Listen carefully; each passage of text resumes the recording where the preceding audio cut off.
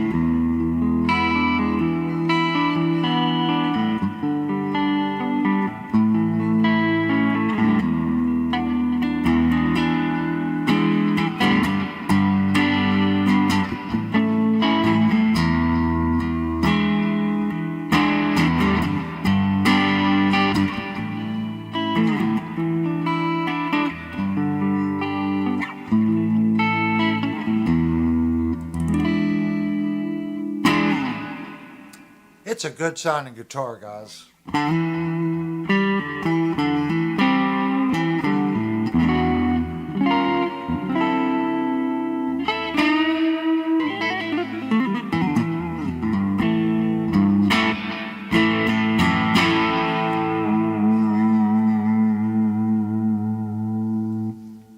This is going to be one that's going to be hard to put in the box and ship away. This is a great playing guitar. Again, I want to congratulate Time Surfing Alien.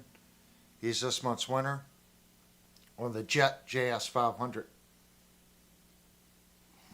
Everybody wanted to hear it. So that's it, guys. The next time you hear this guitar will be after we do a little work to it. So tomorrow I will hopefully get a hold of Time Surfing Alien. I did send him a message on Discord. He invited as a friend request. So I put on there, we'll get with him tomorrow, find out what he wants as far as his action height and stuff like that, and what he plans on tuning the guitar. Does he tune E standard? Does he tune to E flat? And I'll set the intonation and stuff up to whatever he likes to tune his guitars at and whatever action height he wants. So we'll get to see it one last time. It'll probably take about 2 weeks to get everything done to the guitar and get it set up and shipped. So I would probably say maybe next Saturday night we can do a little demo on it before we get it out. Take a peek in Discord in general and look at the suggestion that Birdman put in for I believe he said spring review. A spring review? Yeah. Okay. He put it in general? Yeah. Okay. Heartwood Drifter. Okay, we are going to look at this guitar right now. Well, I have sort of good news. The guitar I'm thinking about purchasing is very similar to this. This one looks like it has P90s. Whether or not they are P90s, I don't know. They definitely look like P90s. 6-screw bridge. I'm thinking about getting a guitar very similar to this one, except the one I'm thinking about getting has like tele electronics in it. So let's look at some of the features here. These are the different angles of the pictures they put on it. Yeah, they definitely look like P90s. So it says, satin roasted maple neck enhances comfort. P90s, I guess it should read, that would help. Deliver immaculate tones and vintage edge. 3-way selector switch. Switches tones quickly and easily. Vintage style tremolo. Usually on these type guitars they have the larger tremolo. So having a Strat style bridge like that, it's going to sound more like a conventional tremolo. Usually these body style type guitars have more like the Jazz or what's the other one that Fender makes? It has the undermount tremolo system. They're a lot smoother. So it's going to make it play a little different. I do like the inlays that they put on this one. I saw one other company try to do an inlay like this, and it was horrible. Leo James made a Tempest model. You can go back and look at my review on that. It's not like this. It had a much larger triangle inlay. It was a cool concept. It was poorly executed on the Leo James. So if this one is done well, I can see where that would be really cool. Well, let me close that. So they got this one too. This one's 220. I don't know if you saw this one. That one's really cool. I like the ABR bridge on that one.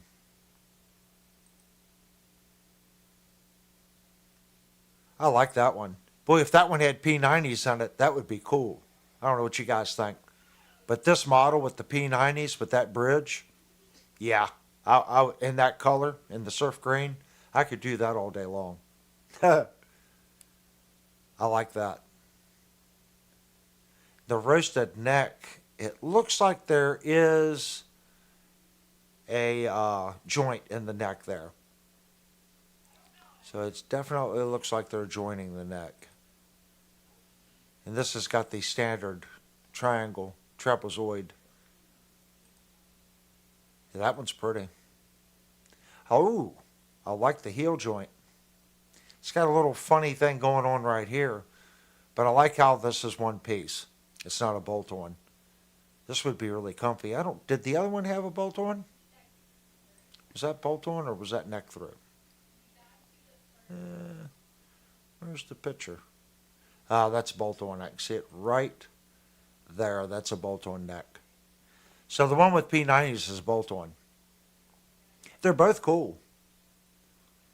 I like that. So let me get the chat window open. Okay. Is Time Surfing Alien in here? I see him saying, yes, congrats again to TSA. No, I haven't seen him, but was just saying congrats again. Yeah. We gotta reach out to all our members, guys. This is a small community, and it's a very tight-knit community. So congrats to TSA for winning the guitar. I am thinking about getting a guitar.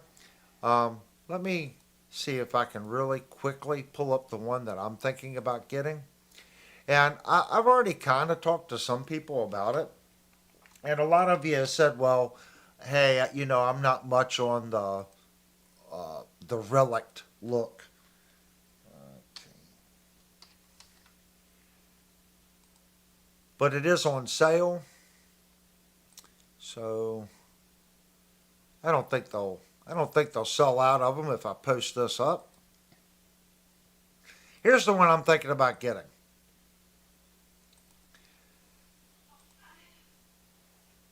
I think that's a really cool guitar.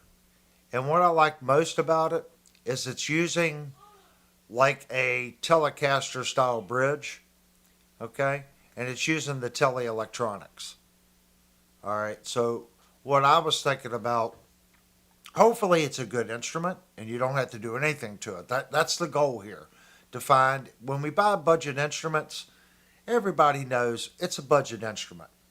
But there are some that sneak through the cracks that have great pickups, great electronics, and it's just a good player right out of the box. Those are the ones that we hunt for. But in reality, it's a $170 guitar.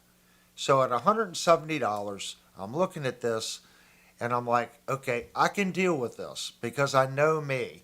If it has Strats type electronics, I hit the volume knob. I'm not going to hit the volume knob on this. It's set up like a Telecaster. So I know I can get a ton of different pickups, for the Telecaster.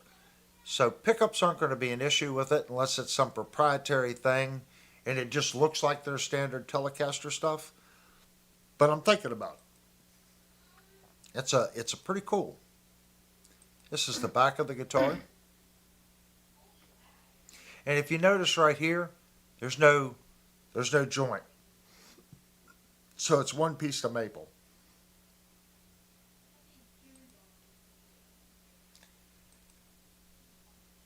Now they are claiming it's mahogany and it's carbon treated maple.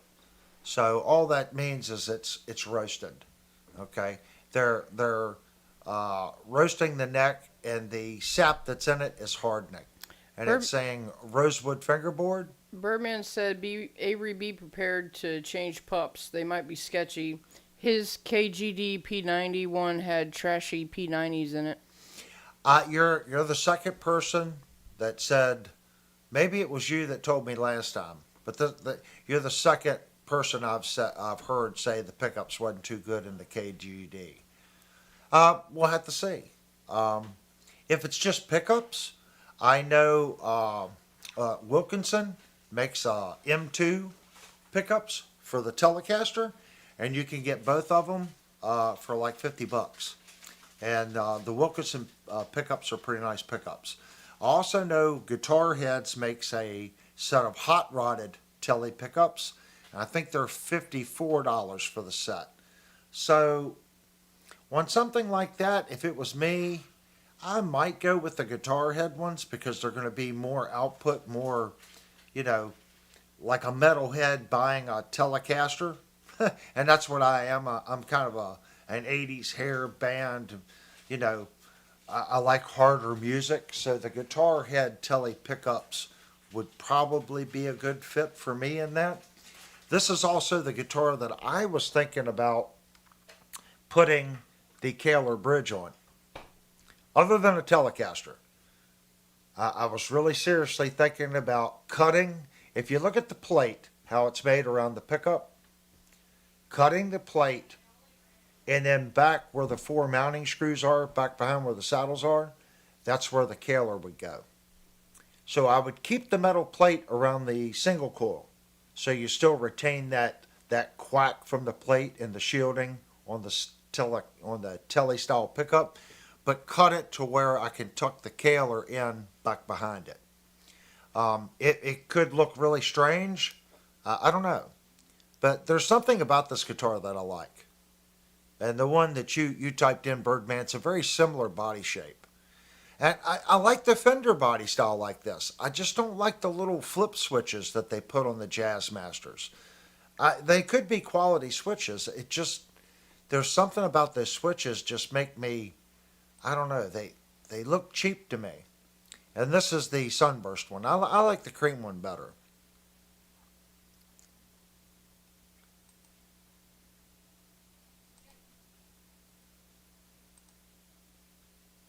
That's the back. So you can see it's string through body as well.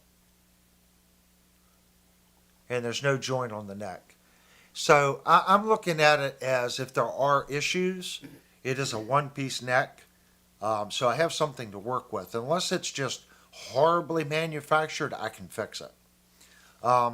If these are like the Valgoa tuners that were on some of the Valgoas, it looks like the same tuner. They were nice tuners. I know all these Chinese companies make the exact same tuner. Some of them are good, some of them are not. But it appears to be the same tuner that Valgoa was using 2 years ago. If that's the case, they were decent tuners. So I don't know what you guys think about that. But I was thinking about the white one. It's on sale for $169. I think it's a pretty cool instrument. I was thinking about that and this model.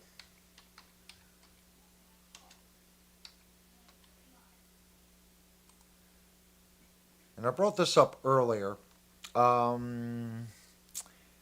This one right here, it's the Debut.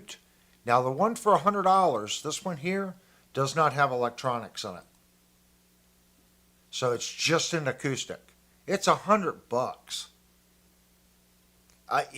It's $100. People talk about the Firefly. I've said this many times. Leo James, Firefly, the guitar we just looked at, KGD, West Creek. All these companies exist because the name brand companies aren't overly bothered. If Fender wants to, there you go. Fender can make a guitar at that price point. They can. Why? They have purchasing power. And if they wanted to run Firefly, Leo James, West Creek, KGD, all these sub-brands out of business, they could really quickly. So don't think that these companies aren't seeing what you're purchasing. They are.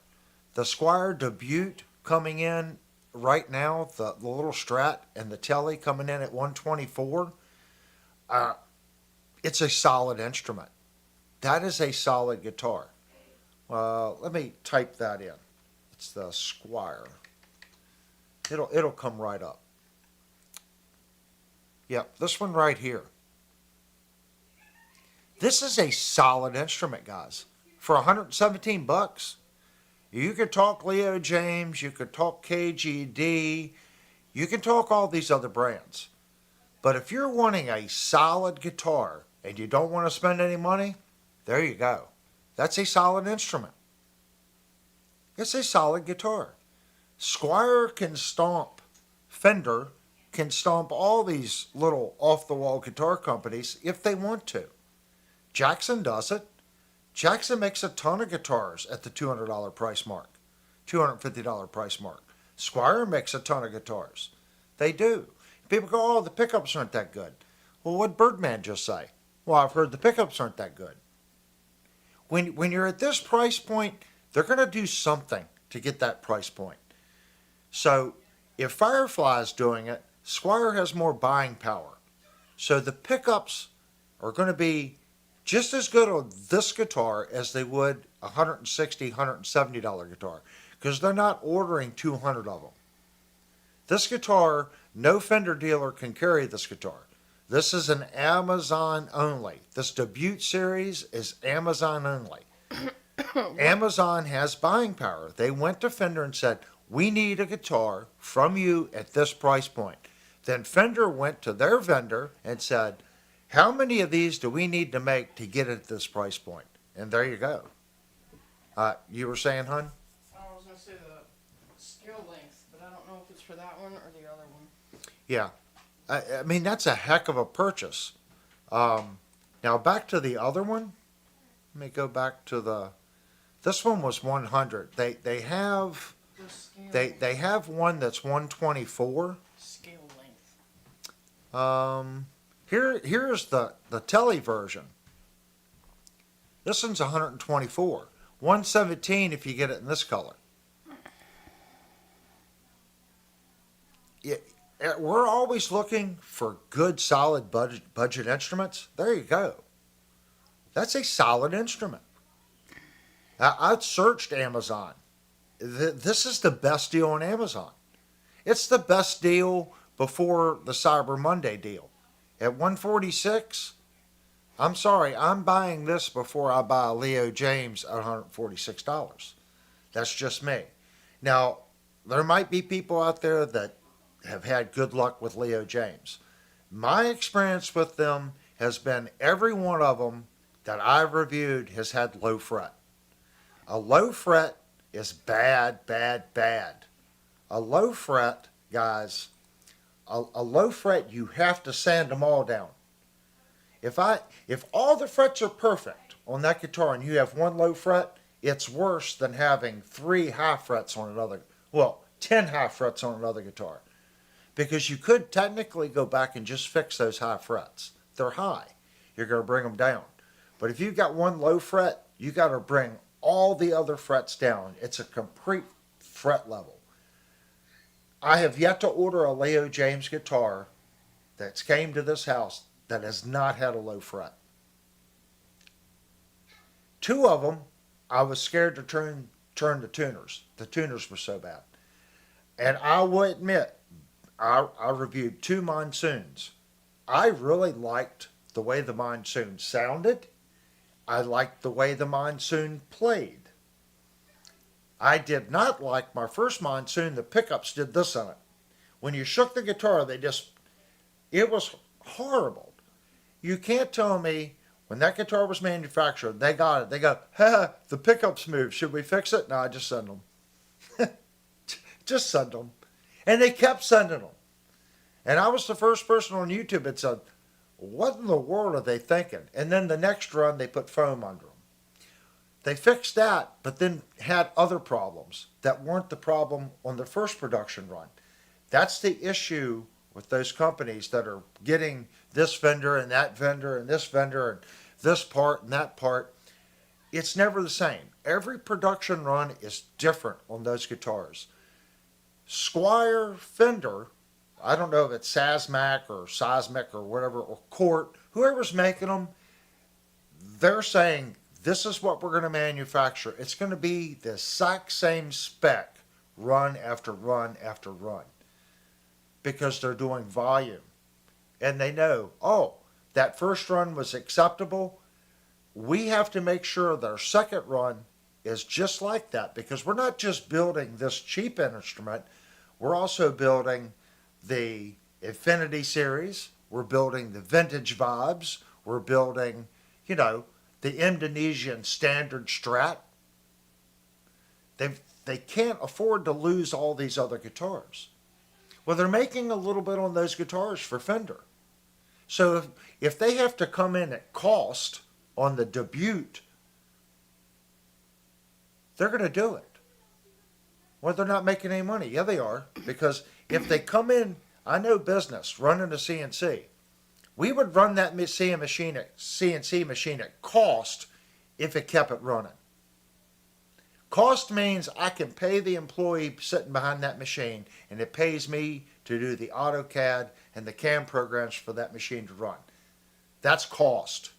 That's covering your electric, doing all that. That's covering cost.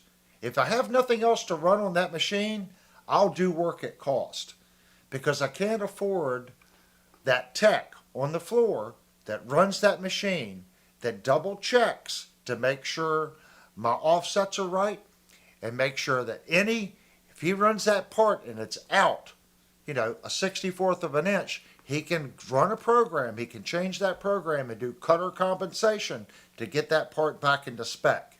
Every time you sharpen a bit, that changes the diameter of that bit, whether it's 10 thousandths, 5 thousandths, whatever it is, it's going to be a couple thousandths of an inch off.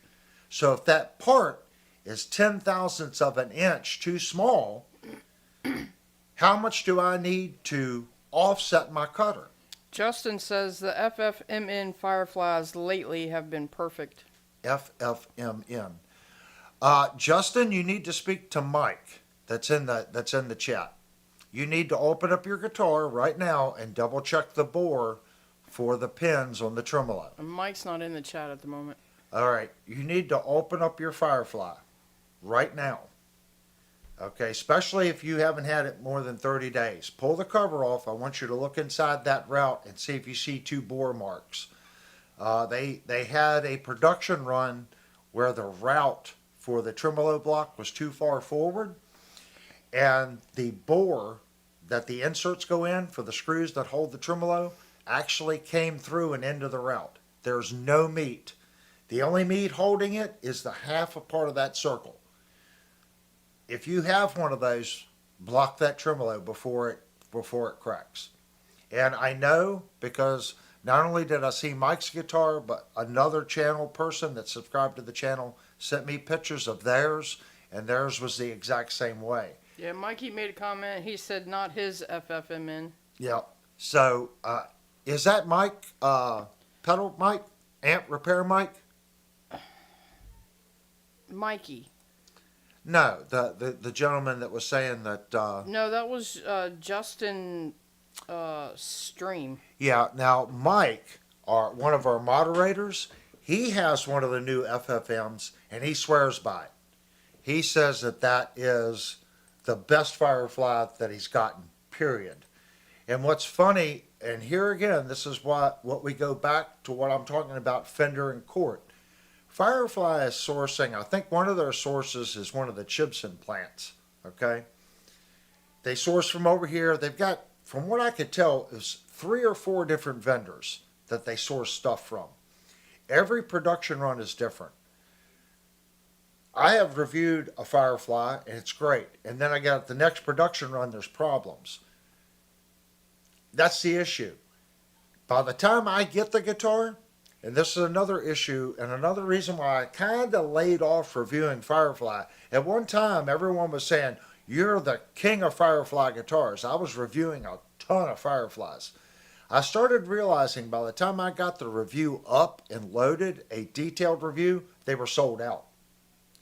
The next production run may or may not be the exact same guitar made by the exact same vendor. I like Firefly. I just did a video tonight finishing up an FFST. I think it's one of the best guitars they ever made.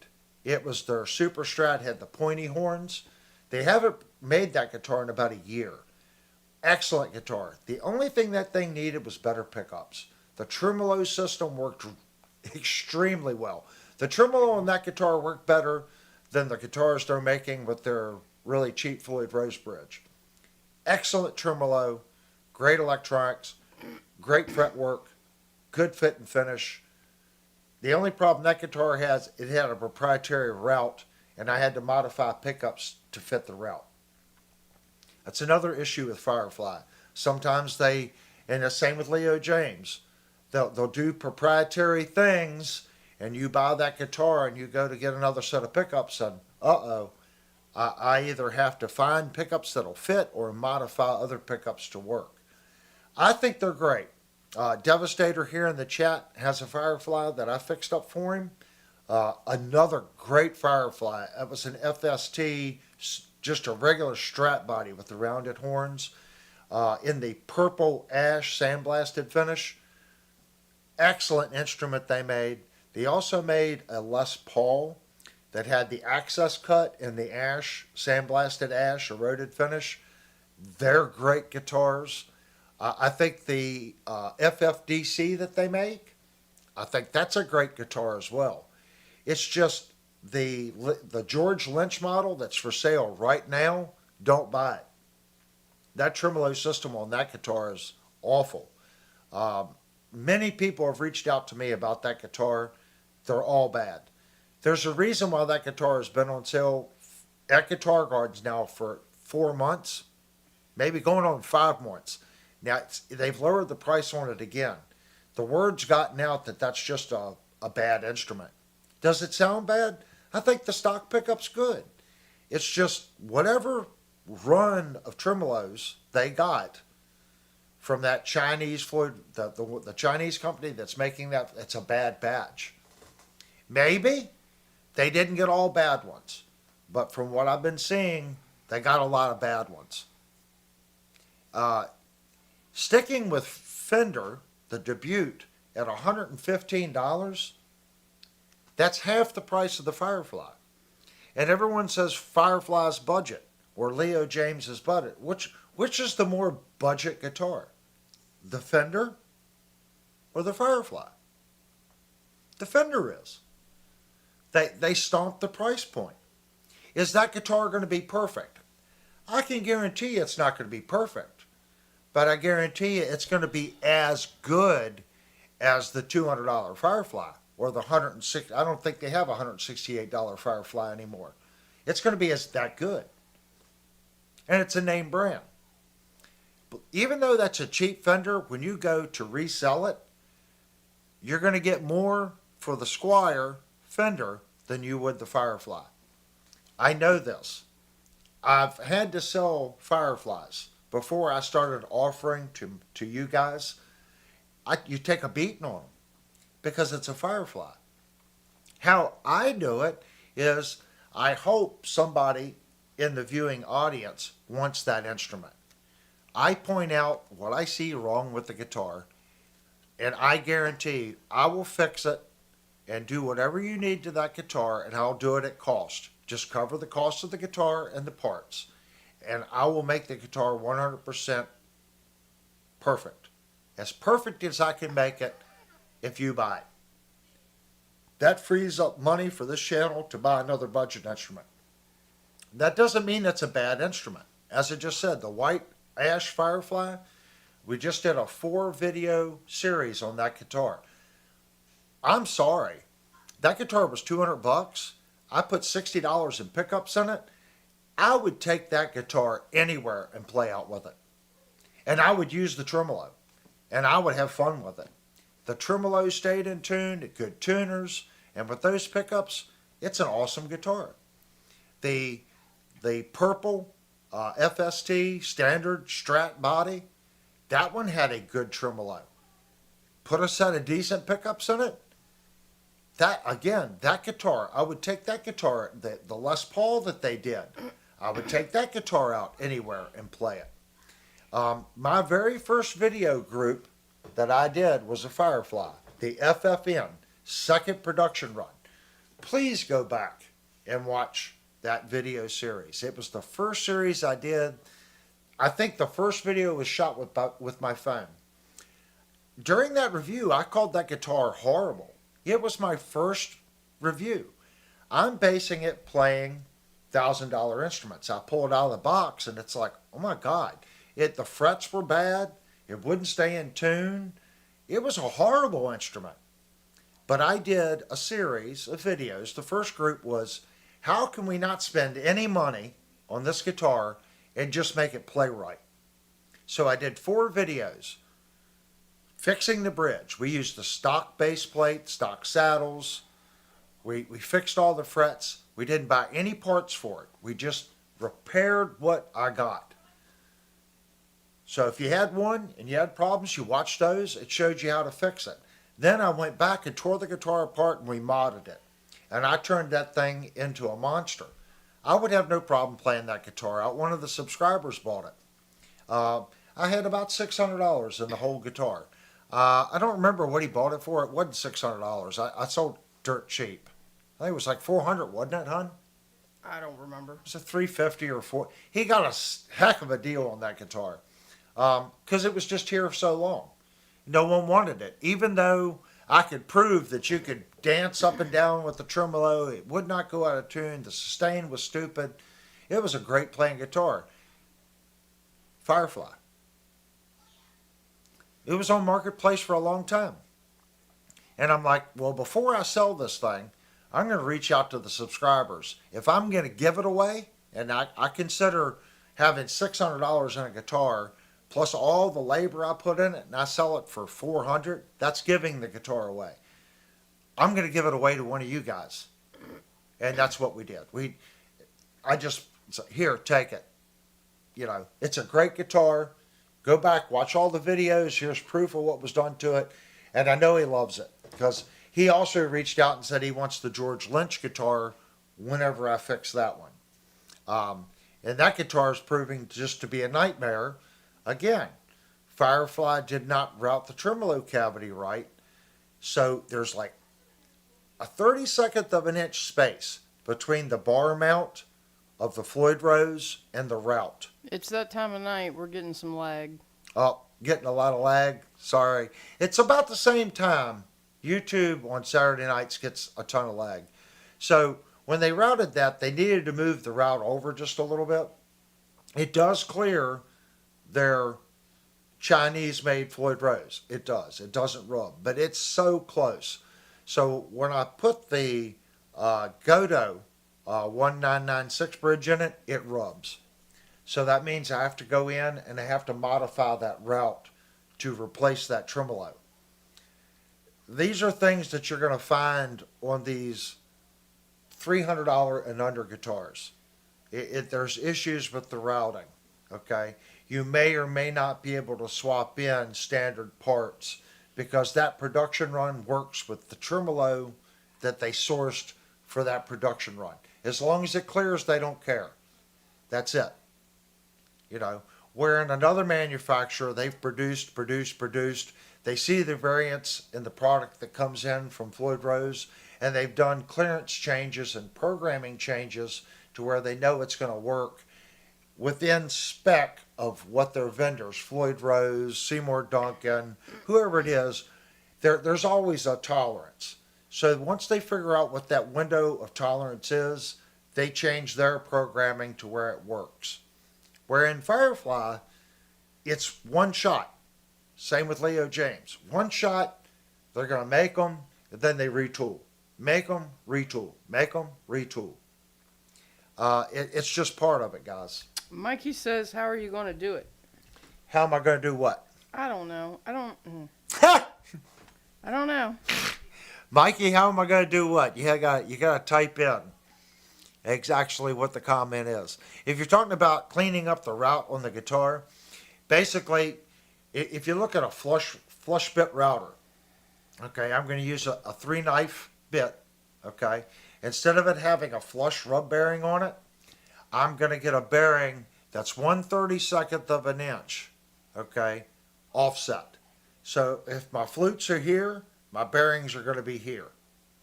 And I'm going to plunge it into the guitar to where the bearing rides on the guitar route, the existing guitar route.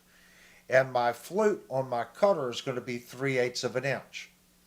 That's going to plow into the body, but the top surface of the guitar is going to be stock because I'm going to use a top rub bearing, and the bottom bit is going to stick out 1/32 of an inch.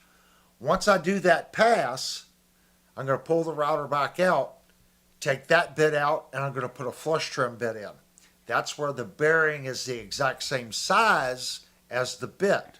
Or actually, I'm going to use a bottom bearing bit. And I'm going to set that bit to where that bearing goes in to where that channel we just cut, where the bearing will go in, the top cutter will cut the top section of the guitar out. Does that make sense? Because the one has the bearing on the top with the bit stuck out. It's going to plow into the guitar but leave, a quarter of an inch of the body on the top. Pull that bit out, put a bottom bearing bit in that's flush. That bearing is going to go back and hit the new wall that we just routed, and it's going to cut the top section out. And it'll be very clean, very accurate. But only need a 32nd of an inch. So and if it needs more, I'll repeat the process. Put the other bearing in it and do a 32nd. That'll give me a 16th. Give or take with paint allowances and stuff like that. That'll give me the clearance to put the Godot in that guitar. That'll be a great guitar. Once I put that bridge in that guitar, that'll be a great guitar. But the problem is, when I bought that guitar, it was $320 shipped to my house. Okay? Then I got to put $130 in a bridge. Well, it's no longer a budget instrument. If you do the work yourself, now you're at $450. I can buy an Ibanez Geo right now that has the exact same tremolo that the Jim has, okay, for $450. And it's an Ibanez. Mark says he remembers the yellow FFMN you did a bunch of work to. Yeah, that was a great guitar. That really was. After it was done. Out of the box, that was a horrible guitar. I bought 3 of those guitars. Back then, I would buy multiple guitars. Okay, there's a big difference. Like when I review one of these, that's $450 to review that guitar. Well, I could buy 2 Fireflies. So sometimes I would order 2, like the Leo James Monsoon. I would order 2 of them. And that's why no one would say anything to me. Because, you just reviewed 1. No, I ordered 2, and they both suck. I could say the RGAs don't, because we have 2 of them in this house, and I've played 4 of them. All 4 are great guitars. I have played 3 S models up below the $450 price mark. They're all solid instruments. When you take that Firefly at $320 and then you got to put a Godot bridge on it, to me, that's no longer a viable instrument when I can buy an Ibanez product, okay, with a bridge, and it's Ibanez for the same money. And I don't have to take my time to fix it. Your time is worth something, okay? If you enjoy doing it, great. But your time is still worth something. So don't ever think your time is free. Okay, if you buy an Ibanez and you don't have to fix it, that's time that you can actually play the thing you bought that you enjoy. Unless you bought it because you like tearing apart guitars and fixing guitars. That's different. But if you're buying a guitar to play it, and you bought a guitar and now you got to fix it, that time costs you time away from playing. Maybe divert some of that money and up your price just a little bit. I'm not saying Ibanez is perfect. I'm not saying the Jackson JS. You can do a Jackson JS for $399.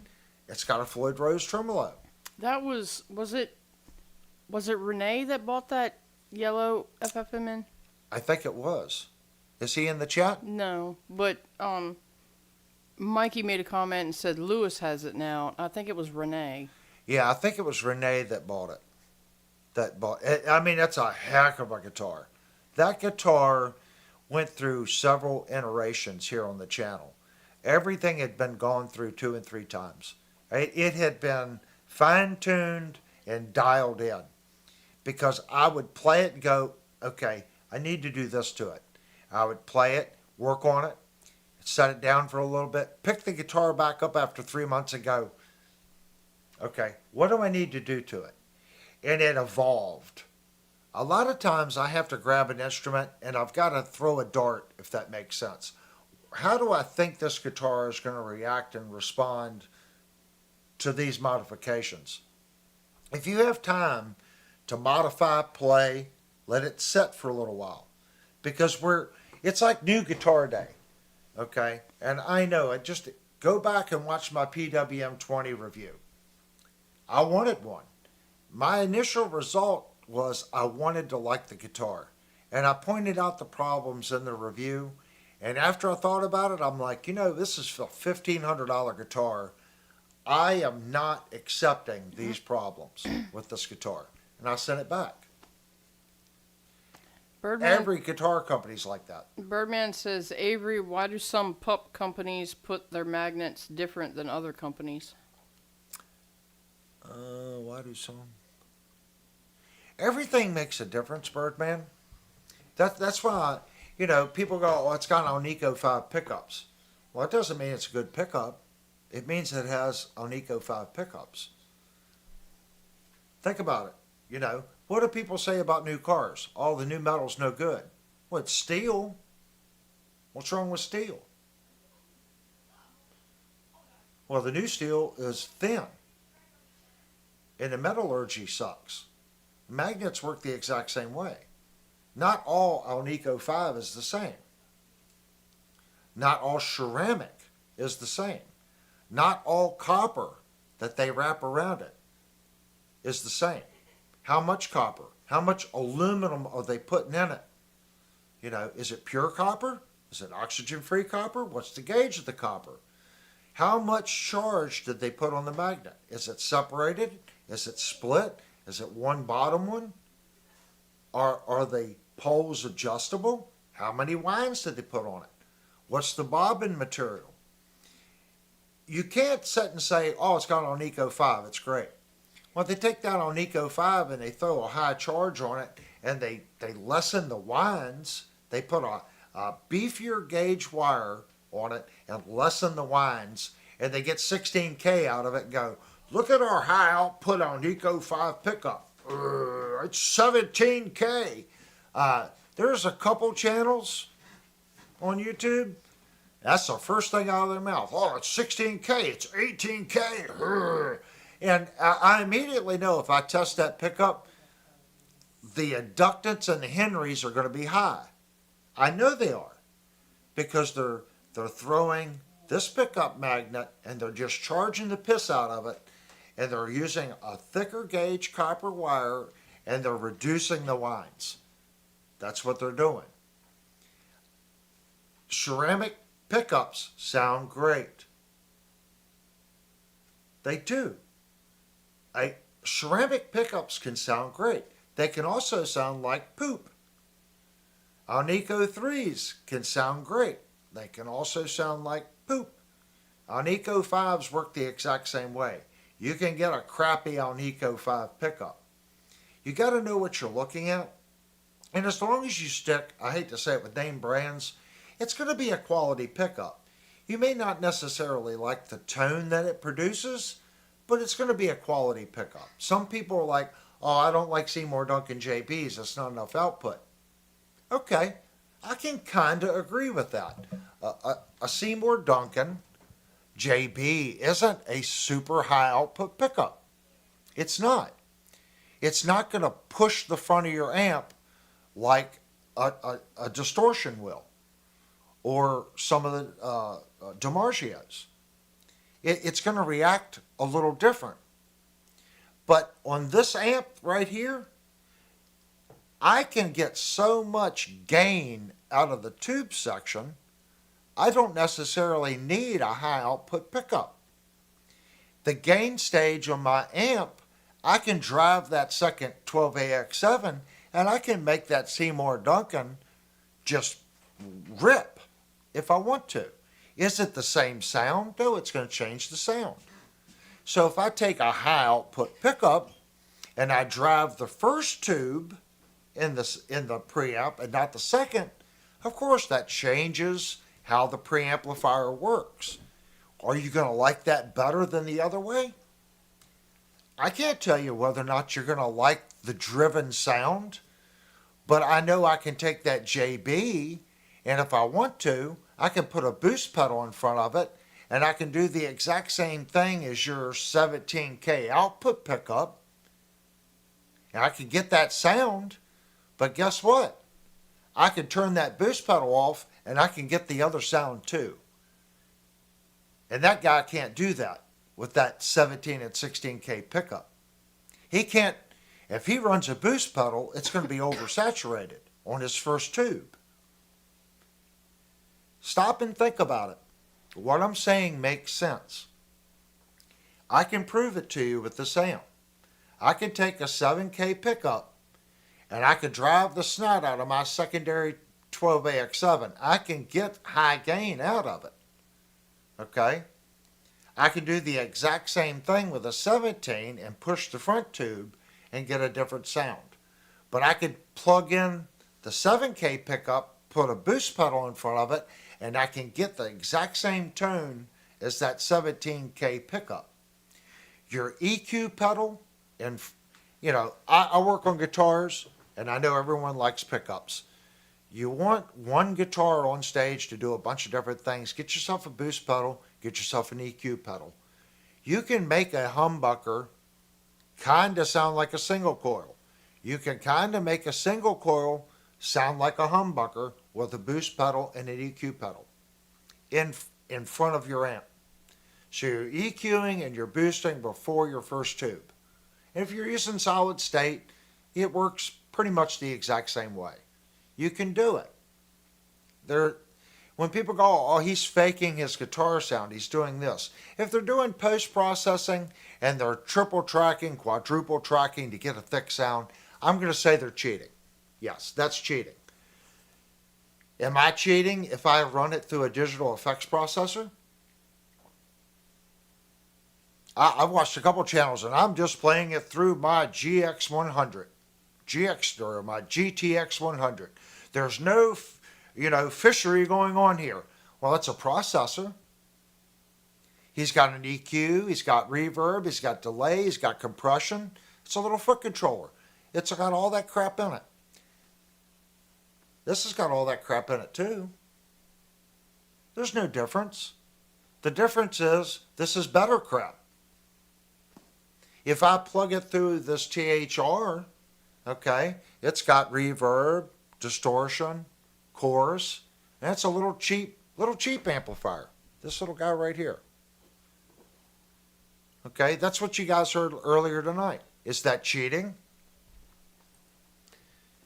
I'm coming right out of the headphone jack to the interface. It's not cheating. Your amp is a lot of your sound, guys. I know I like pickups, and you got to have decent pickups.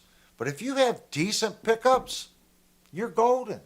As long as the pickups are decent, your amp is 99.9% of your sound. Or I'm going to say at least 90% of your sound. Your EQ pedal and your boost in front, you can shape your sound. Learn how to shape your sound. I'm telling you. And am I shooting myself in the foot? I don't care. I review guitars. But I'm letting you guys know, don't get overly wrapped up in certain things. Find a guitar that you're comfortable with that fits you. If that's a Telecaster, that's great. If it's a Les Paul, that's great. If it's a Pointy Ibanez, great. If it's a Strat, whatever it is, a Gretsch, a Jazzmaster, if it fits your playing style and you're a harmonic guy and the harmonics are right where you pick and the neck curve, the back of the neck feels comfy, if all that fits you, find some pickups that you like in it, then concentrate on your amplifier. Whether you're going to go Axe Effects, Head Rush, Quad Cortex, or you go tubes like I did, and you got a head with some foot stomp switches, put your money on your backside. Trust me, your sound will go way up. If you've got a really crappy amp, and I'm going to say, and please guys, don't take this the wrong way, anything under $1,000 amplifier, and you're going out and you're buying $300 pickups, odds are you're not getting everything out of those pickups. Will they sound a little better? Sure. But until your amplifier gets to be really good, and your preamp stage and how clean the capacitors and the pots and the traces and the quality of the components in the amplifier and your speakers and your cabinet design, all that stuff plays a part. Now, if you're using modelers, if the programming's good or the captures are good and all that's good, and you've got a nice full range cabinet, and you've got a nice amplifier behind it, you're going to hear it. But if you don't, and you're playing through a katana, I'm sorry, you're not going to hear the difference between the Epiphone and the $7,000 Les Paul. You're not going to hear the difference between a Shure, a Kiesel versus a Kramer, an import Kramer, like a $500 Kramer. You're just not. There's not enough difference in the quality. That's why when I say when you're starting out playing, don't get overly wrapped up in having super nice pickups. Your ears aren't tuned enough to be able to pick up those little nuances.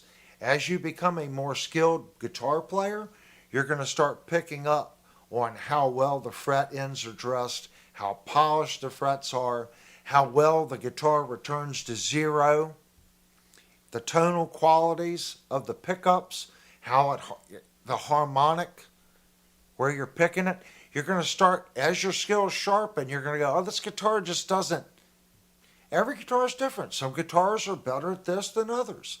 You'll go, this guitar, I can't get the harmonics out of it. You're going to pick up another one and go, oh my gosh, look at, I can get harmonics that just fly out of the guitar. I've even said that. Sometimes it's just how your body rubs on the guitar. This part of the guitar and the shape of the guitar and where it sits in your leg, you'll naturally be in a certain spot. And that spot could be exactly where you strike the string and it gives it that natural harmonic. And if it doesn't do it, it doesn't mean that it's a bad guitar.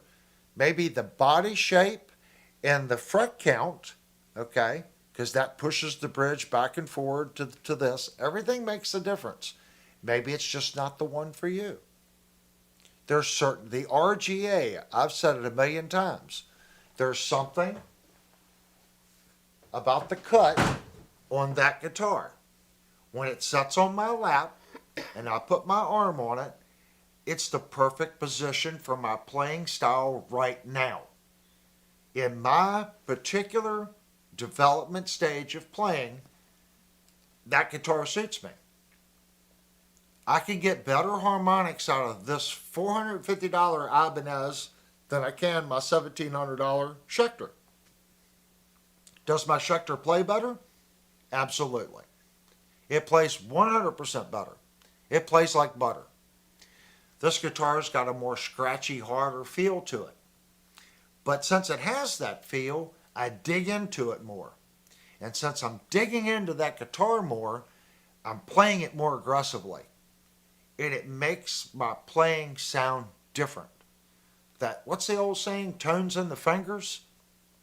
I didn't get that for a long time. I didn't. I'm like, what's this guy talking about, tones in the finger? I said, I used to think to my head, it's like, oh, this guy's good and he's just being pompous. And I didn't realize that the cat was telling me the truth. How you pick it, how you fret it, how you dig into that string, that's going to change how that guitar sounds and the signal that goes through that cord and into this amplifier. Whenever I go the right direction. Your pick attack tubes do it. Now, modeling has come a long way. It's getting there. But how you attack that string and how aggressive you play, especially in harder chord music with the distortion, it really affects the tone of your sound. It really does. That's why and I'm not saying all YouTube channels are, what's the word, when they just blow smoke up your tail. There are some good channels out there. When you watch this and, well, I bought that and I couldn't get that sound out of it. I kind of see both sides. If that's a very talented person and he plays the instrument, he may struggle getting that instrument to do X, but he's talented. So he's able to manipulate that instrument to do what he wants it to do, to make it attack to where it hits his amplifier a certain way. That's not to say that it's a bad product. That means he's a more experienced player and he's manipulating that guitar to do what he wants it to do. I see it a lot. Like I said, I'm not taking up for any YouTube channels. There are some that cheat. But I hear people say it, and I look at their skill level versus the person that's demoing it, and sometimes I can immediately say, well, he's able to do it because his skill level is here, and the person wanting to do it hasn't gotten there yet. He's not honing his pick right. He's not attacking it right. He's not playing aggressive enough to get that sound, if that makes sense. And I'm the first one to admit, I watch YouTube, and there's a couple channels, man, that I don't want to reach across the screen and just choke them. I am so tired of what I'm tired of is this $200 guitar beats a Gibson. This $200 guitar is better than a Fender.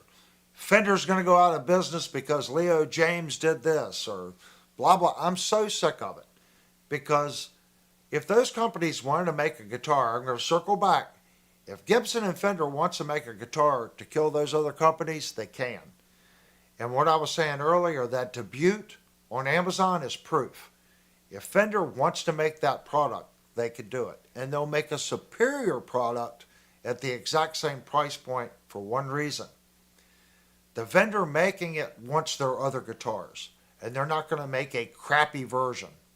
That doesn't mean that a bad one won't come out. Remember what I've said, fast guitars. Fast guitar means less this time. Less hand time on the instrument. It's more machine. Less hand time.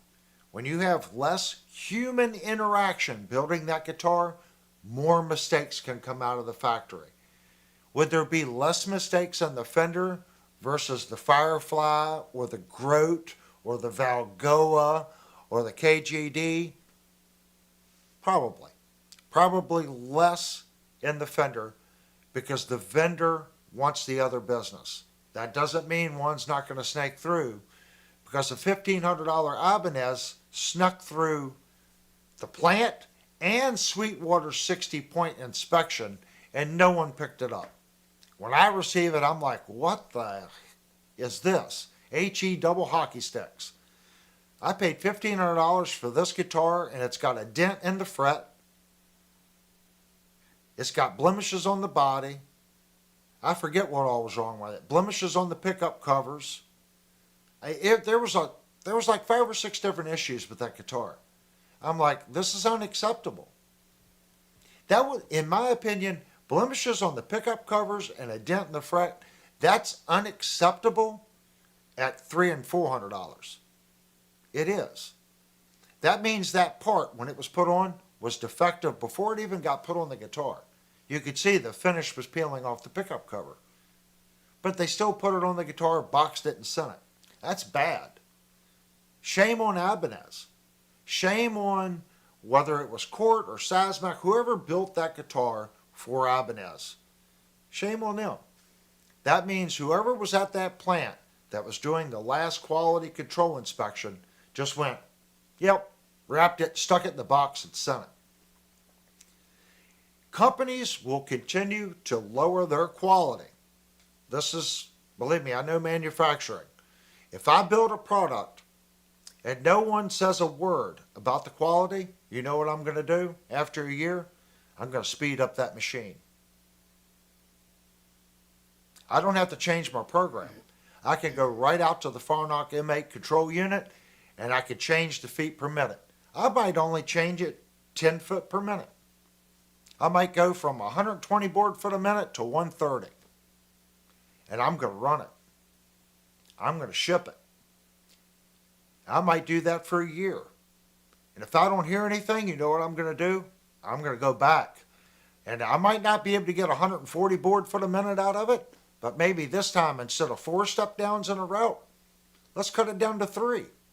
Let's cut it down to, would it be better to do 3 step downs in the route and decrease my speed to 120? Or do 4 step downs at 130, which is faster to produce that part? I'm going to tweak it again. And I'm going to keep tweaking that till I start getting a call saying, the quality, I just hit my mark. One of my vendors, whether it's Builders First Source, Barron's, Smoot, Carter Lumber, someone's going to call me out. When I get that first phone call, I'm like, okay, we've hit our limit. They're not going to pay this mark for this product because they got to add 30%.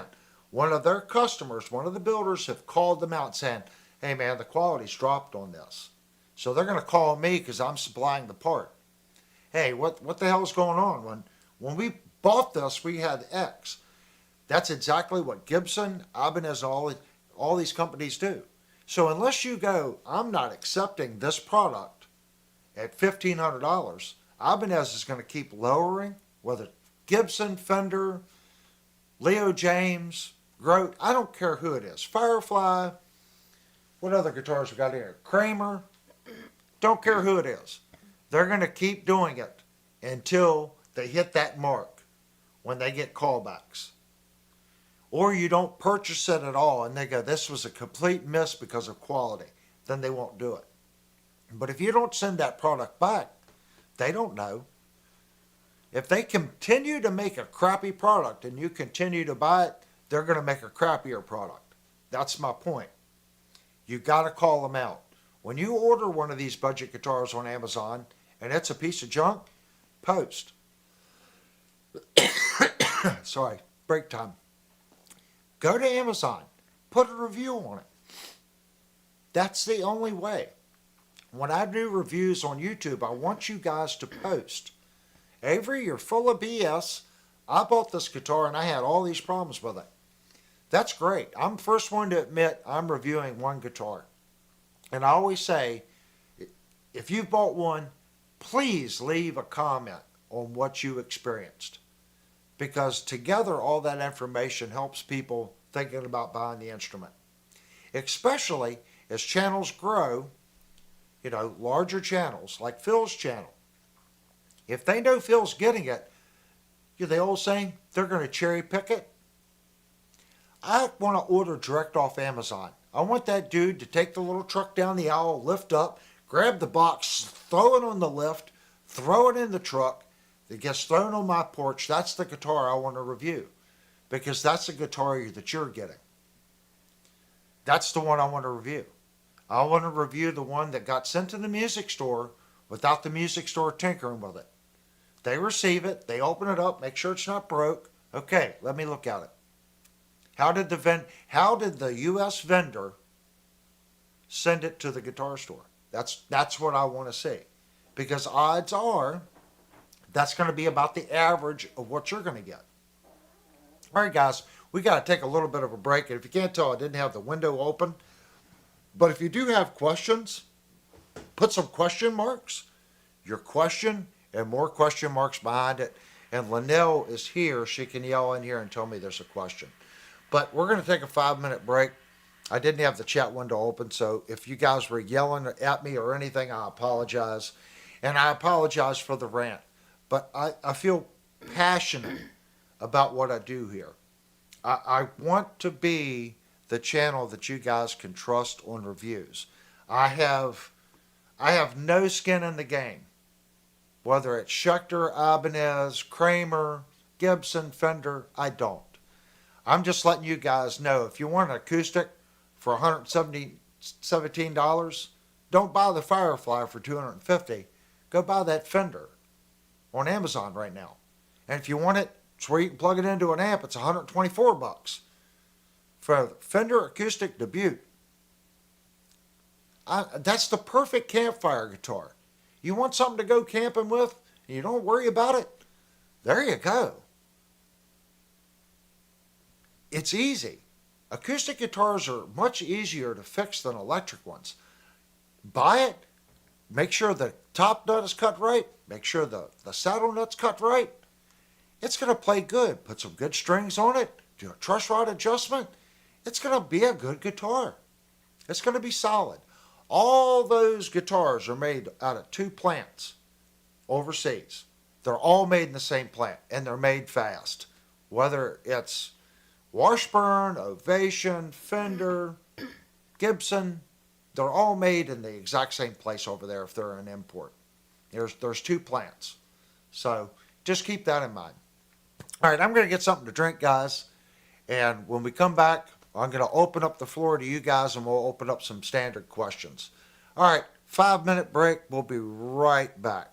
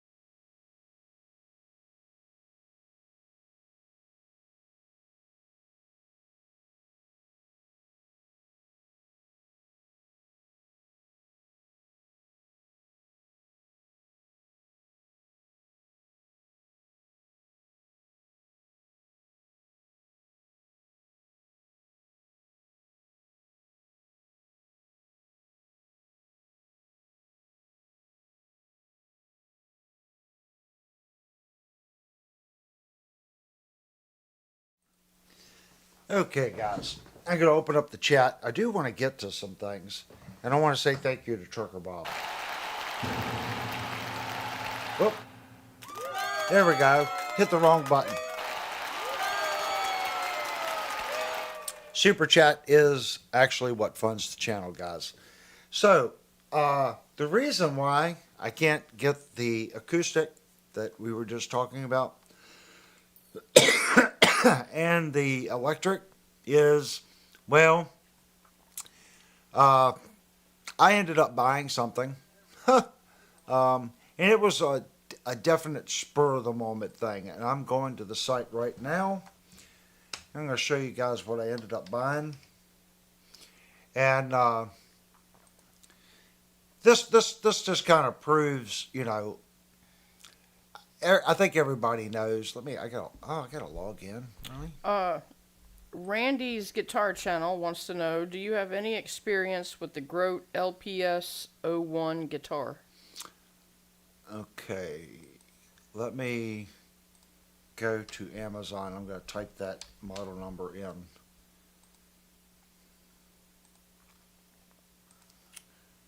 Grote. What was it? LPS-01.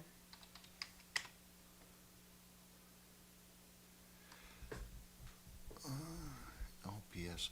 Okay, yeah, this is their. I have never ordered this guitar. I've thought about ordering it a couple times. The two Grotes that I had on the channel, I'm going to pull this up so everyone could see it. This is the guitar that he's talking about. It comes in a lot of different colors. It used to be only yellow, and I think they had a red and a black. So they have added some colors. The Grotes that I had on the channel, I thought they were great. It had decent fretwork. The pickups were the weak point on both the Grotes. The Grotes that I reviewed, they've changed. They've changed the tuners on them, and I'm sure they've changed some other things. I haven't heard anything bad about this model. Again, it's a $92 guitar. Things that I would venture to say it's gonna have cheaper pickups in it and probably tuning keys. But if you go back and watch my reviews on the Grotes that I did, I was beyond impressed with the tuning keys that they installed from the factory on both of those Grotes. I actually made a comment earlier when I was talking about getting that KGD that those tuners look like the Valgoa. If you don't know, Grote, Valgoa, and Redid is the exact same company. Exact same manufacturer. They're just changing the name of the guitar. So if Valgoa makes an instrument that you like, you might be able to find it in the Grote line. They made a Valgoa headless guitar that I loved. It had an HPL fingerboard. They only made it once. The Grote version they still make. They don't offer it on Amazon. You have to get it on the Grote website with the high pressure laminate fingerboard. It's a great guitar. The problem with the Grote version, it's $300. The Valgoa version was $249. So they never made this particular model in the Valgoa. It's a $92 guitar. It's bolt on. I haven't had it. I'm looking at the pictures here. It's got conventional frets. I know what you're thinking. Oh, I want the ball end frets. At this price point, you want conventional ball. You want the conventional frets. The reason for that is, if there's an issue, conventional frets are easier to fix and do a dressing on. A ball end fret, if it's not cut just right and pressed in the guitar just right, it's like the ocean going down the neck of the guitar, if that makes sense. The frets will go down the neck like this because they have to round the fret and cut it to length before they press it in. And even if they get them all tapered just right, if they don't press them in just right, they'll do this. So I prefer the conventional chamfered fret. If they feel a little sharp, It's a $92 guitar. Get yourself a nice dressing file, dress up the end of the frets, sand them a little bit. You know, a lot of people will take 1200 grit sandpaper and they literally just go down the side of the fret like this and knock that corner off of them. You can do it. And then rehydrate your fingerboard. I'd say go for it. The groats that I've had have been decent. I haven't had a bad one yet. But that does bring me back. Well, Birdman said he was referring to the North and South Pole choices of different companies when it comes to the magnets.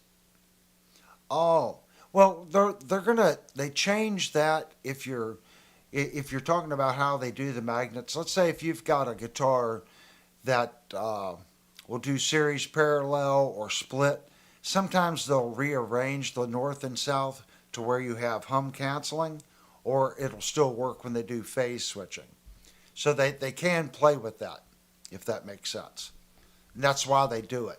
They'll change the orientation because let's say they do two splits. They want North and South to be opposed when you're in like a center position in split coil mode. Fender's big for it because of the center pickup. So depending on how you select it, or like the Nashville Telly, how the switching is on a 4-position switch, they do something with reversing the magnets on one of those pickups due to the way the pickups are wired. I would have to look at the schematic, but that's what they're doing. There's something to do with the wiring to where the North and South has to be opposed to one another. You don't want to split your coils and have two south-facing coils. It becomes redundant. But you also have to keep in mind when you run them series or parallel, that makes a difference as well. So you got to do your research. I'm more of a guitar tech as far as leveling frets, fixing cracks and chips and dents. When it comes to wiring and people want, I always go to the manufacturer and look at how they're wanting to wire that pickup before I get into doing something, if that makes sense. Every manufacturer is different. Your wire color coding can be different, how it's laid out. Just double check your wiring. Make sure you draw it out on a piece of paper and make sure your poles are opposite when you go to singles. That doesn't mean you have to. There's, the greenie? A lot of people claim that was just wired wrong. He never fixed it and he ended up liking the sound. Birdman, So that's got a weird wiring configuration too. Birdman says, I'm guessing unless you get a matched pair, chances are they might be out of phase. He said he's in a situation like that, but he loves it on a P90 LP. They make a little tool it's a little tube that's got a magnet on it that you can put on it. It'll go north-south. Get yourself one of those and it'll tell you. If the pickups aren't labeled, sometimes you can drop them in backwards and you don't even realize it's backwards. Because some of the cheaper pickups, they don't necessarily bring the wire out on the right-hand side. They could bring it out on the left. And they expect you to run it through the route and then through the hole. So you should always check your pickups, verify that you know north and south. So it could be something of that. And don't go by the bobbin, the top cover, it should be 2 creams in. Maybe they put the top cover on wrong. They're not marked. There's usually never an arrow on the bottom of the pickup saying north or south. It'll say neck or bridge. So just double check them. Let me look at this other, this model right here. I reviewed it. The sad thing is it's not this exact same guitar. They've made changes to it. I did a review on this model. It was a great guitar. The one I reviewed had a roasted maple neck and it had different tuners. It was $145, okay? It just needed pickups. But I will say this, if it's the exact same shape neck, it's hard to tell. The neck on that guitar was extremely thick, okay? And it was the Valgoa version, not the Groat. So, like I said, exact same company. I don't know if Valgoa will even come up now. Let's check. It still comes up under search. Yes, they do have the Valgoa in the headless, but this is not the HPL fingerboard one. If you go back and look, I did a review on this. Great headless guitar. I even told Linnell, I think it was today or yesterday, this is a guitar I shouldn't have sold. They made this guitar with a high pressure laminate fingerboard. It was stupid good. And this little bridge, I love this little bridge. It's got a little tool right here that sticks on the side of the bridge. It is a little fiddly to tune because the tuners are real close together. But this little tool comes out and it pops in here and you can tune it. But you can get them with your fingers. Great bridge. Love this bridge. So if you can find this model with the HPL fingerboard, just buy it. I am in search of it. When that model comes back on Amazon, just take my money. I'm buying one. The HPL fingerboard from this company was stupid good. So I think that's going to be the only Valgoa Fender. And it's strange. The Valgoa will be really popular and you won't see too many groats. Redid is another one that they do. Here's a groat. So if you see Redid, Redid is made by the exact same. It's a groat sub-brand. Birdman says, I'll leave you alone after this one, but if you're in a phasing issue on a telly, you can't just swap over the wires on the pot or switch. He said he learned how to properly fix that watching a Dylan video. Yeah, I'll be honest with Dylan. Guys, I put Dylan Talks Tone pickups in my Firefly FFDC. The man, he knows his stuff when it comes to pickups. And I've said it a couple times, you know, I do work on guitars, but I always look at the specs. If you do something every day, okay, like that man is doing, okay, he does it every day. So, did you all even see, did I have it on the right window? Did you even see the Valgoa? I don't even know if I had it on the right window and you guys couldn't even see it. Let me type back in the Valgoa. I don't even think you guys saw the thing. All right, I probably didn't have it. Now here's the Valgoa. In case I didn't have it on the screen, I'm going to double check and make sure it is up. Yep. This is the Valgoa headless. They made this on an HPL fingerboard. Stupid quality guitar. I wish I never sold mine. They made it in a gray color and a red and this purple. So if you're looking for a decent headless guitar, this one's a good one. The HPL fingerboard one is better than this one. It's just a stupid quality neck. They're not going to show a picture of the headstock, are they? Oh, here it is. This is why I like this bridge. Most headless guitars, the string comes up in there as a nut and the string sticks out and it pokes you. This one, the nut, the ball end goes in the head. Okay? And then in this bridge, the string goes through and there's a cam. And then this turns to tighten the string. And it's a roller bridge. It's a solid bridge on this guitar. It's solid. This is a solid instrument. The thing is, it's the pickups were weak in the model that I reviewed. And that's what you're going to find. But what I was saying on the Groat, this exact same company, I don't see any of the redins. I was hoping I could find a redid for you. But yeah, at $92, man, I would try the Groat. Let me type back in Groat because again, I think I didn't have the window open. You guys couldn't see what I was even talking about. Mark said the EGLP 610 LP style has Epiphone parts in it. Yes. What was the model number? EGLP-610.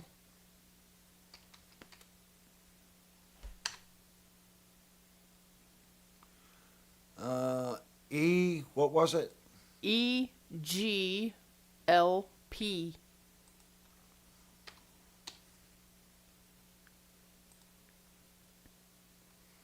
Oh, yep, I know. I know this guitar. That's a stupid guitar for that price point. It's $209 right now. And the thing with E-Art, I've reviewed a couple E-Arts. The fretwork on the E-Art guitars is pretty good. It's good fretwork. This is one of their lower price point guitars. And Trucker Bob wants to know if you know anyone who refrets guitars. I do, Trucker Bob, but it comes down to time, if that makes sense. If you want one refretted, just get a hold of me, and we'll see what you got going on. I could do a refret for you. What was it? The Omni 24.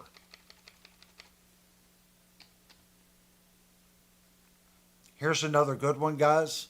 If you're looking at E-Art, very solid instrument. $250. It's a solid guitar. Solid. The pickups are solid. The tremolo's solid. Solid tremolo. This is another guitar. Yeah, if you're wanting to play something right out of the box, it's a good solid instrument. Is it perfect? Not at this price point. But the stock pickups are decent, and it's got great tuners and good fretwork. And the fit and finish is good. And see the quality of the knobs? It's not cheap. It's quality. It's a good quality instrument.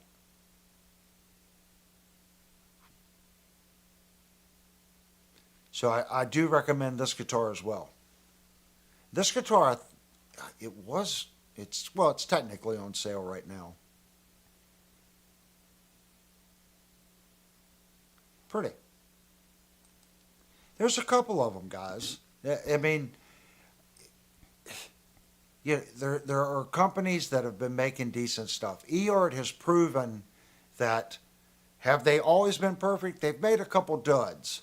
E-Art has, but as a whole, E-Art has been a good, solid company. This model right here, this TL380, this is another solid instrument that they've been making for some time. It's a solid guitar. They've got it in a bunch of different colors. Some of them are very expensive. I like that one. I've thought about, the only reason I haven't ordered one of these guitars, I'm more of a dark fingerboard person. Mark says he has that one too, the Omni 24 in black. He said his 610 is blue. Yeah. So do you like both of yours? I have had a great experience with E-Art. You know, I always qualify things. E-Art has been making good quality instruments. This one right here, this is a fantastic guitar for $200. If you're looking for a Strat, $200, fantastic Strat. Is the Debut a better buy? It doesn't have the roasted fingerboard neck. The tuners aren't going to be quite as good. Okay? It's a little bit better bridge. You can buy 2 Debuts for this. If I was buying it, I would buy this one for $200. But if I'm wanting something that's a solid, just dirt cheap guitar, I'd buy the Debut. I know there's a ton of people out there that they're struggling with rent, electric, but they love guitar. Maybe they had to pawn their guitar or something, and they just want a guitar to play. Buy that Debut. It's $100. Maybe eat hot dogs on bread for 2 weeks. Squeeze that $100 out of your paycheck and get that Debut. You'll be so happy that you ate hot dogs for 2 weeks. Trust me. And you'll be playing guitar again. If you could do it for a month, get this one. Mark said my next one to buy. I love this model. Look at the color on that guitar. That's a beautiful guitar. Dark fingerboard that I like. Roasted neck. It's got a nice burst. It's not so dark on the edge where the fade it just fades in funny. That's a nice fade on that guitar. It's not overly done.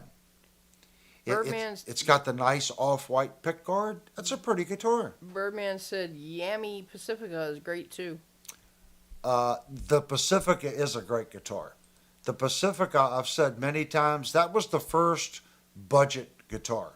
The Yamaha Pacifica changed guitars at that price point. They did. I remember when that guitar first come out, it caught every manufacturer with their pants down. It did. It was that stupid good. It was stupid good. You had to spend twice the money to get a guitar as good as the Pacifica when it first come out. And they were $250 when they first come out. Believe it or not, guitars have gotten cheaper and they've gotten better. My first guitar was, $600, $650. My dad bought. It was an Ibanez Roadstar. It was a great guitar. But nowadays, that guitar would cost $1,400. You couldn't buy a $200 guitar that was worth anything. You just couldn't. So here's another good one. Now this one will go on sale occasionally. It's Active Electronics. Keep your eye out on this one. Trust me. I've played this guitar. I know a guy that has it. Stupid good guitar. Especially if you like Active Electronics. Really nice guitar. I've seen it as cheap as $275, but I've seen it as expensive as $399. So maybe they finally leveled out their price. It should sell at $314. That's an awesome instrument. There's just certain brands, guys, that now this one right here. This first come out as the Explorer, and it was $500, $600. They have since re-released it and called it this Pulse. It's an eArt Explorer, and I know it doesn't look like an Explorer like you're thinking, but the original model was an Explorer 1. Another stupid good guitar. A lot of people don't like the headstock. I kind of dig it. It's their own thing. It's $369. Now remember what I said. I bought that Firefly for $320 and it's unplayable. It won't stay in tune. I had to spend $130 for a bridge for it to fix it. That makes this guitar cheaper and it's going to be great right out of the box. This guitar, I guarantee you, even though that I'm saying that I like my RGA over there, I guarantee you that eArt would play better and feel smoother than that Ibanez. I went the Ibanez route because Linnell already had one, and I knew that guitar fit me. When I play it, it's just in a natural position, and it works for me. So I'm like, I want to build a super guitar for me. Something that has maybe a pickup that I like, and a tuner that I like, and a different bridge. But I want to start with something that I'm already comfortable with. So I picked that RGA. Yeah, it was $450, and I'm going to put $250 in it. In my opinion, if that guitar turns out the way I'm hoping it turns out, it's well worth the money. It already plays good. You know, what's the old saying? If I want to build a fast car, if I start with something fast, I'll end up with something faster. You don't take a Yugo and turbocharge it. You're still not going to have anything. You know, the old saying. But that eArt, that Pulse, if you're looking for a hardtail at that price point, that's a great guitar. eArt makes great guitars. But I am thinking about ordering the KYG, and the channel's going to start going back and touching base on some of these guitars that we know are solid instruments. I think I said it. I feel like regurgitating on top of the computer when I see there's 3 channels that always pop to my mind, and I'm sure you guys already know that these guys are just I don't know if they're doing it because they get kickbacks or what, but every time I see it, I'm like, oh my gosh, I want to buy the product and put another post. And in the back of my head, it's like, please let this product actually be good. But 70% of the time when they say it's good and I get it, it's horrible fretwork. The electronics are poorly soldered. It's just not worth it. Don't forget. Oh, yeah, we want to get into what I actually went on the internet to look at. The reason I can't get both guitars is I ordered something. So I'm pulling up what I ordered. Now, before you guys say anything, yeah, I'm a tube guy. But at this price, I couldn't pass it up. I couldn't pass it up. I just couldn't. Yeah. I ordered the Friedman BE Mini. Yes, it's solid state, and yes, it has a Class D amplifier in it. I paid $99 for this thing. $99? Okay. $99. Let that sink in. $99.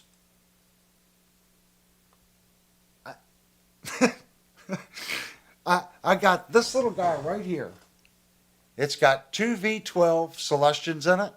And then I got that cabinet right there that has 4 Celestion Pentas in it. That thing's a 30-watt Class D power amp stage. Perfect. Put the little mini head on it. And look what else. Okay, look on the back here. I got to go to the other page. Look right here. It's got an effects send and return and 2 speaker out. So both of these cabinets I can run 8 ohm with two different speakers. And this right here, I can already tell you what I'm going to do.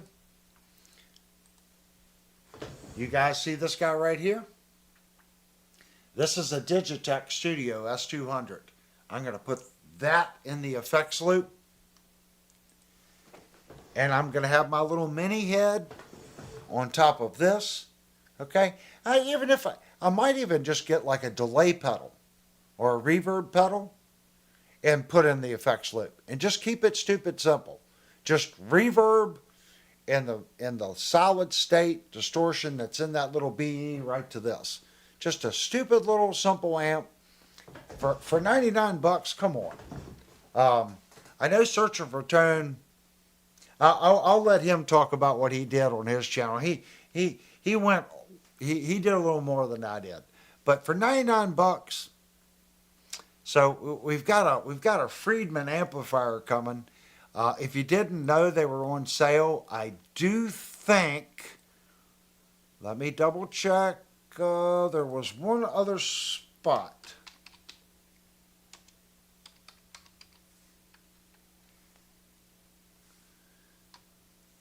Friedman.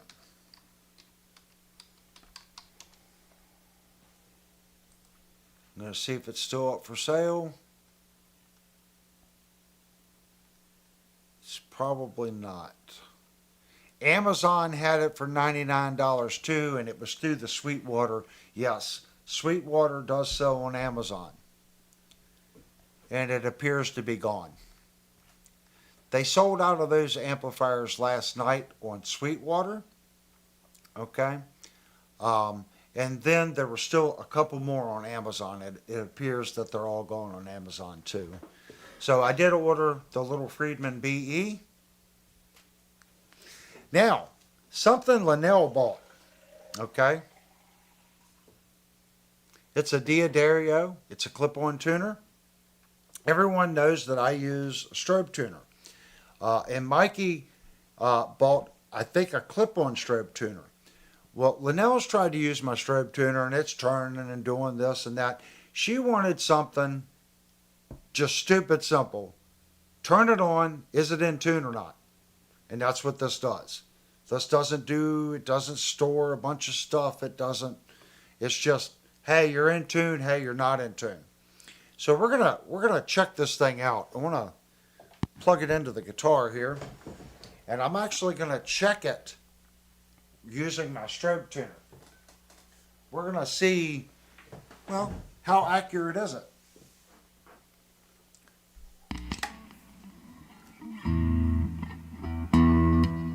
I'm going to turn on my other camera.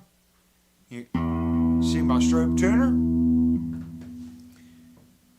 And I'm going to spin around here where hopefully you guys will be able to see this one too. So I'm just going to turn it on. Then you just clip it on the guitar.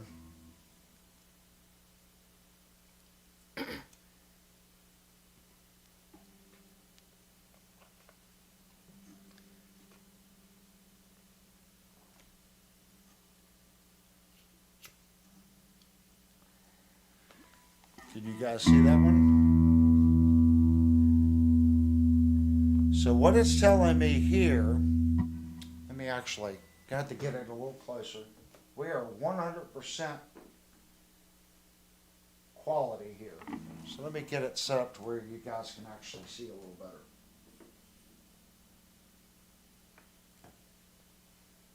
Okay.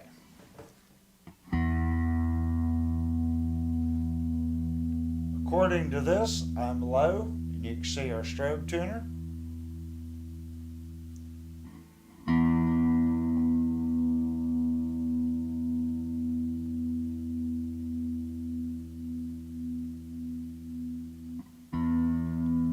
It's saying that it's in tune, and look at our strobe tuner. Our strobe tuner is falling off just a little bit. So let's take it down.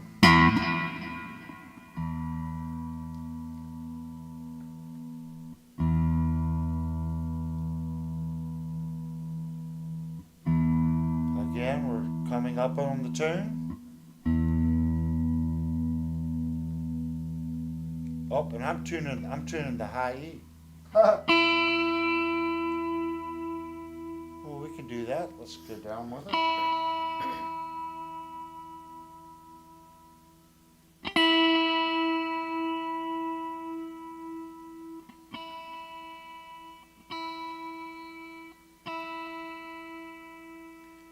Now there it's showing in tune.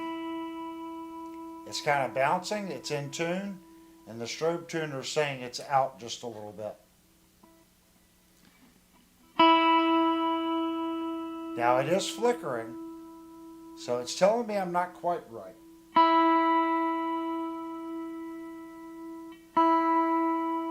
So there is a little bit of a difference. That's about 2 cents, give or take.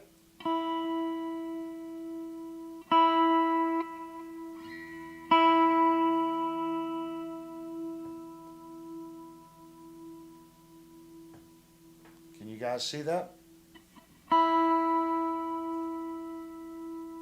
So it is definitely saying we're perfect in tune here, and the strobe tuner is telling me we're not quite right. That's the difference. Okay, do I have an issue with this tuner? Do I have an issue with this tuner being that little bit out? No. But that's the difference between, I set up guitars. So I want a tuner that is as good as I can possibly get. On the low E, it seemed to be spot on. But on the high E, it was off a little bit.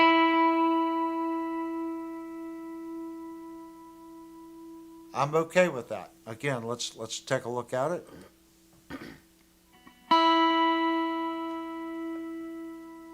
Now our low E, gonna bring the low E up. It's saying it's in tune. And you can see the low E is falling off just a little bit. It's a little closer. It might be 1 or 2 cents, if that. But it's very, very close. On the high E, now see, now it's flickering.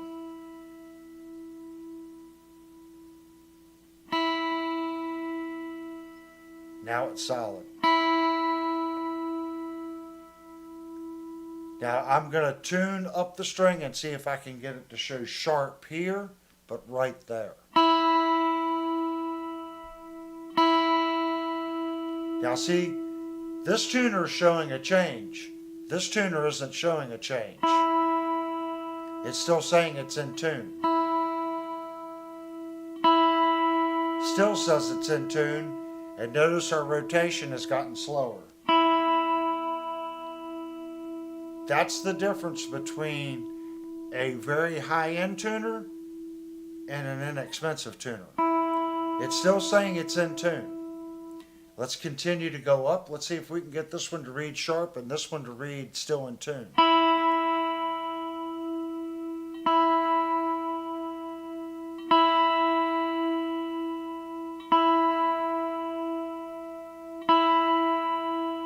And you can see now the strobe tuner is showing that we're sharp. And this one is still saying we're in tune. So you can see the little bit of forward and a little bit of backward. That's the difference between a Peterson strobe tuner and one of these tuners. Is it close enough? Absolutely. It's close enough. So let me tune the guitar with this tuner.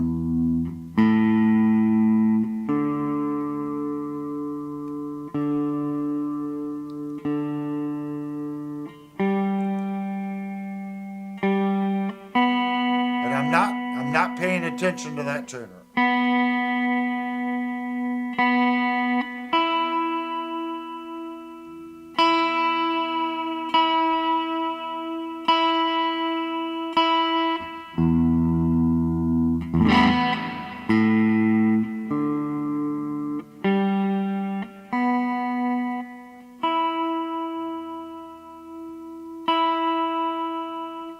All right, now I'm going to look at my strobe tuner. This tuner says we're in tune. What's the strobe tuner say? Our E is a little flat. Our A is a little flat. Our D is a little sharp.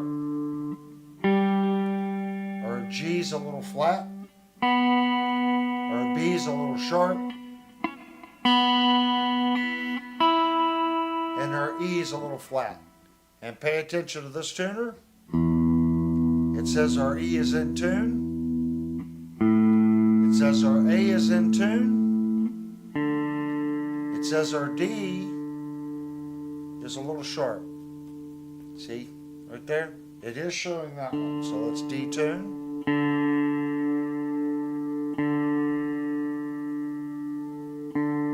Now it says it's in tune. So there's a little bit of a variance there. It says our G is in tune. That's pretty close. It is falling off. There's our B. It says the B is in tune, but it's sharp. It says our E is in tune, but it is flat.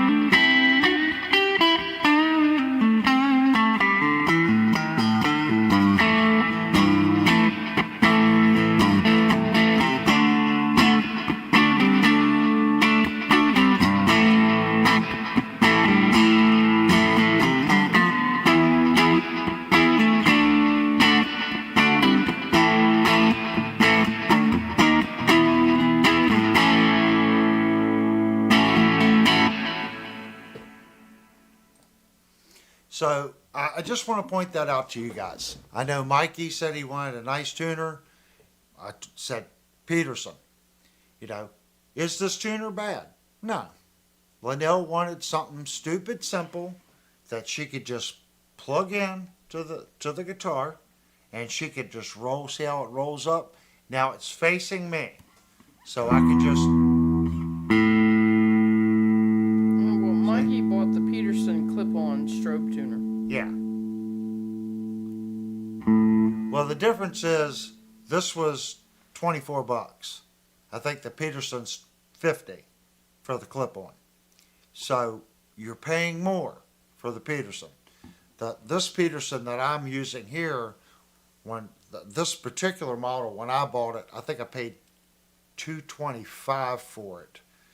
I think now it's like $180 for the one that I have, which is still inexpensive for Peterson, because the one I really wanted was $700. But I can't justify $700 for a tuner.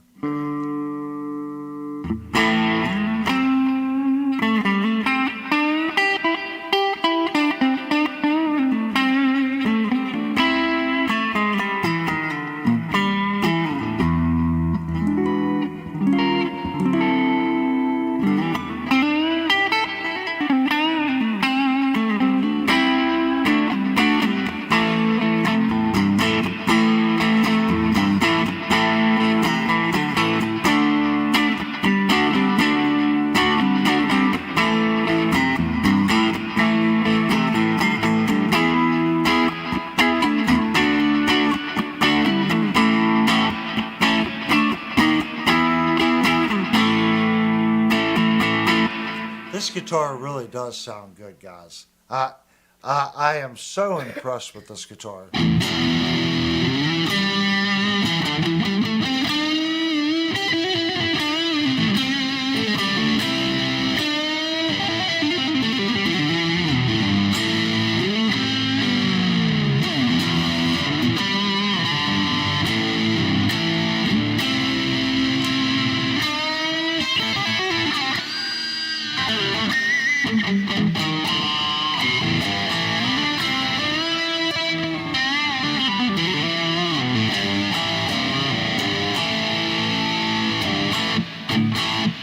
It'll scream when you switch it down.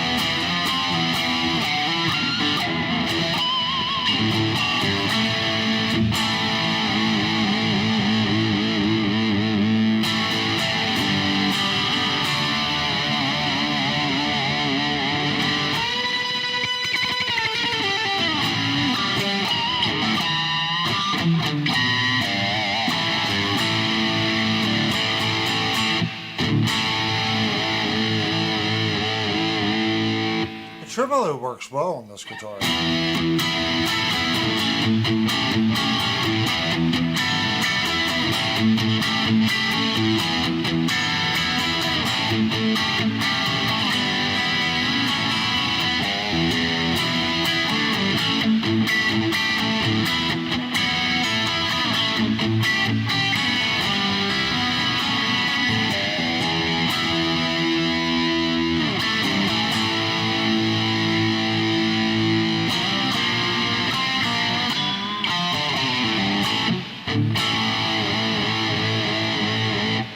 Anyway, that's what Liddell bought. She bought a little clip-on tuner.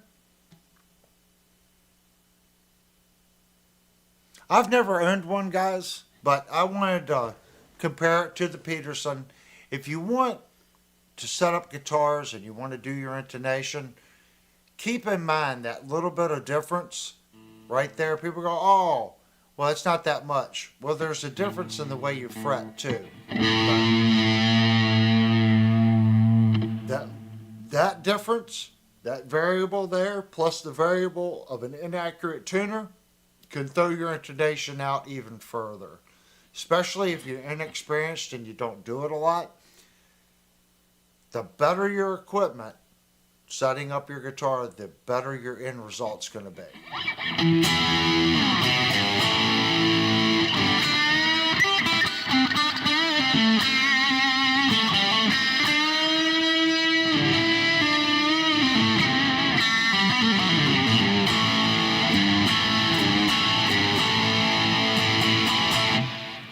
guitar is cool. I like this guitar.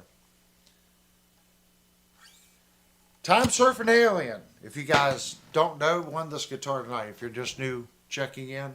So tomorrow, hopefully, I'll get with him and we could discuss how he wants it set up. So those are the two Black Friday things that we purchased. I purchased the little Friedman, and we got Linnell got that. That was all the new stuff that we ended up buying, guys.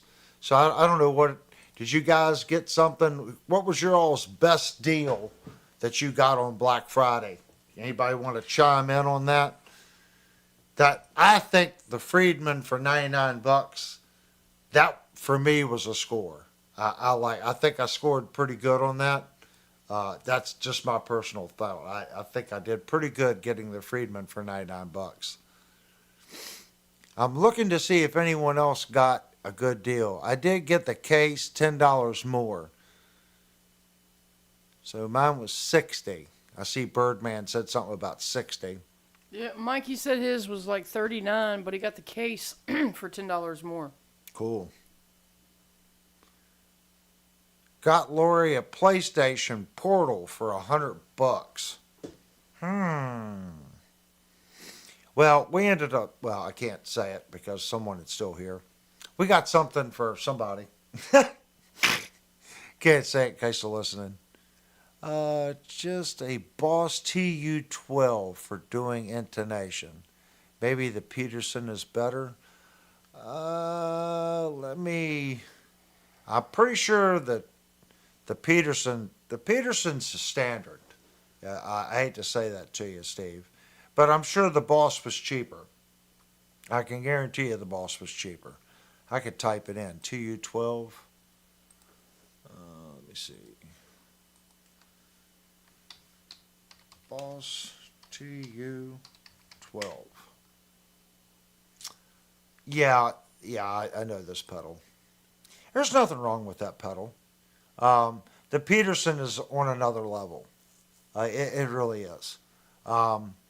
You can program tuning in the Peterson. Let's say you've got some whacked out kooky tuning that you're doing on special chording, like pentatuning.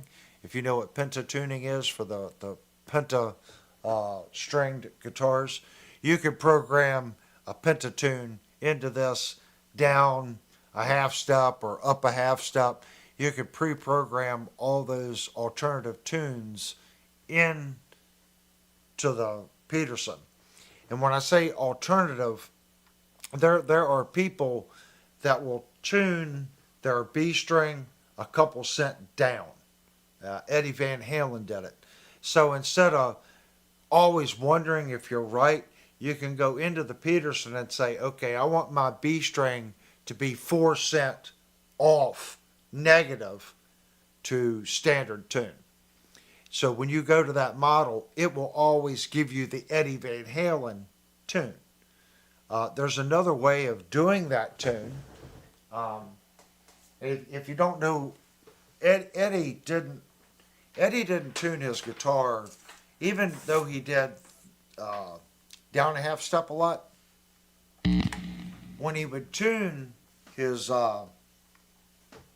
B, let's plug this in. Well, actually, we'll use the strobe tuner. So here's our strobe tuner. So I'm going to tune the E.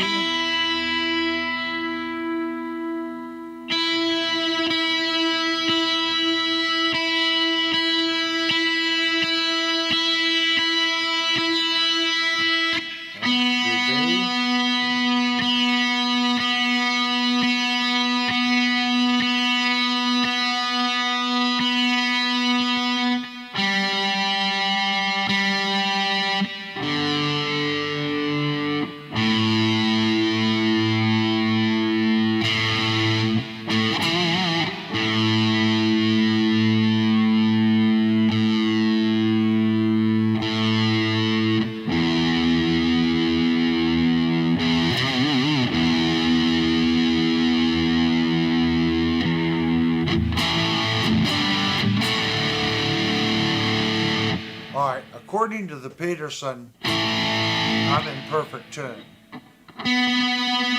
So now I'm going to retune it.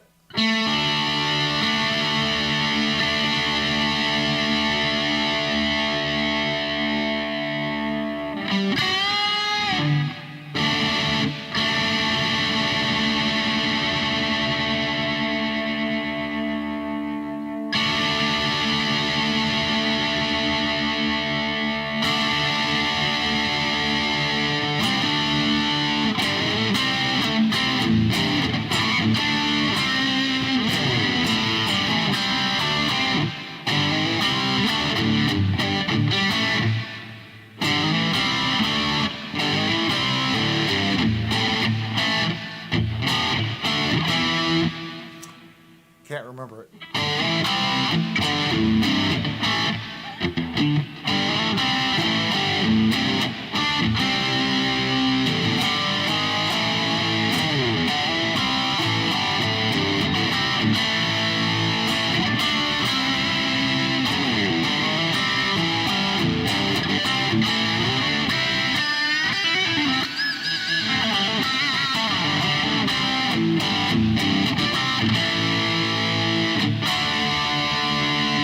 Now let's check it. That's tuned like Eddie would tune it. Let's check it with the strobe tuner. Let's check our B.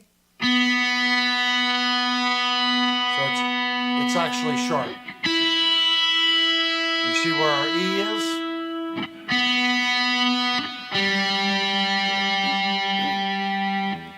So Eddie would tune his B a little weird.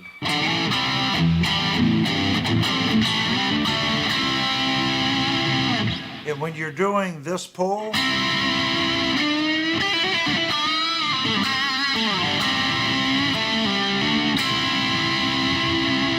that's where you'll hear it.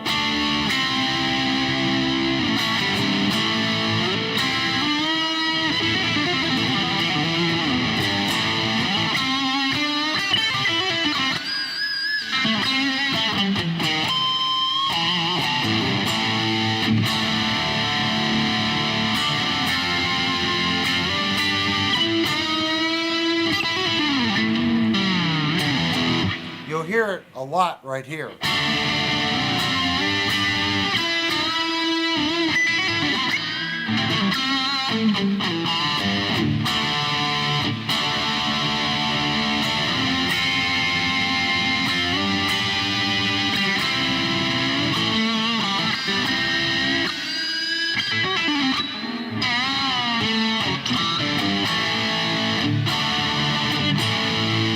It's a little different, it's a little out, but you'll hear it better when you pull.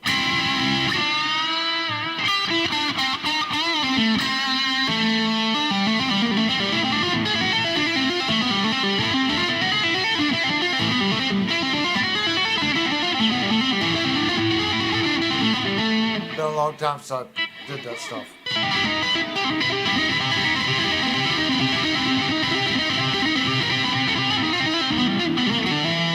I don't do much Eddie stuff.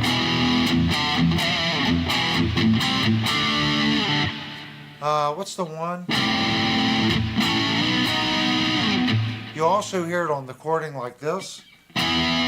Like the little ditty I always play. I usually play it in standard tune, but listen to it this way.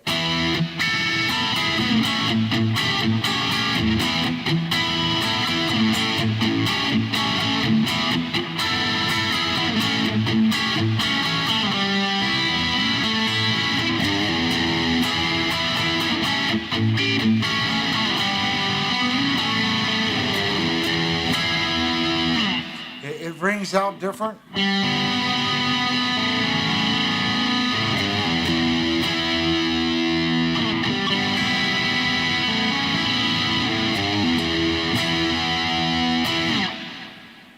Just in case you guys were unaware of that, you could tune your B to your ear off the D.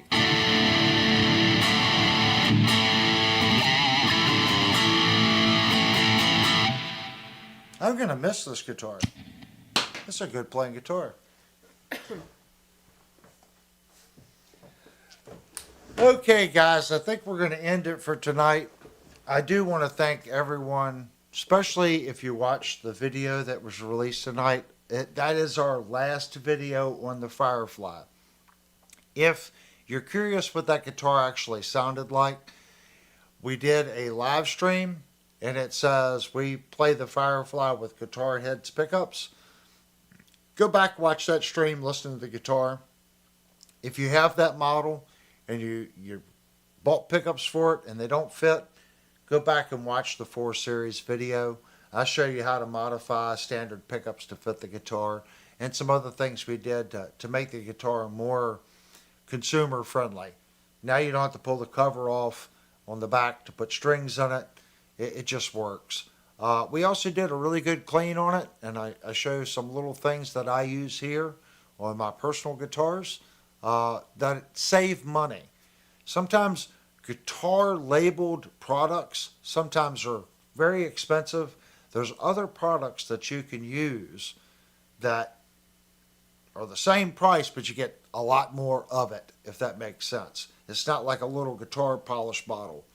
You know, you could buy a big bottle of something else and it works just as good. So there's little tiny tricks like that in there. A bunch of other stuff. You know, we go back and watch it. It's an interesting 4 Series video. That guitar was donated by Jupe. Don't know if he's in the group now, but that's another thing. The community here is great. So Jupe had a guitar, and then Devastator's daughter needed a guitar, so Jupe gave the guitar to Devastator's daughter, and en route it stopped at my house, and I put some nice pickups in it for her, put new strings on it for her, and give the guitar a really good cleaning, and then we sent it out. So we're always trying to get new people to pick up the instrument. So if you know someone that's in need of a guitar, go to Discord and post. Somebody in the community will step up, trust me. If someone needs something, or maybe bad luck happened to them and they need a guitar, we can make something happen for them. May not be overnight, but at least the word will be out and something will come up. If you haven't already, please go down and hit the thumbs up button. Please consider subscribing. It takes a lot of work to do these videos and a lot of time. Now the live videos are a lot easier for me, but the other videos and working on guitars and doing all that stuff, it takes time. And please say thank you to everyone that you see with the little blue wrench. They're here, you know, their job's actually not too awful difficult because we have a pretty easy group. They're not kicking people left and right. But definitely want to say thank you to Devastator.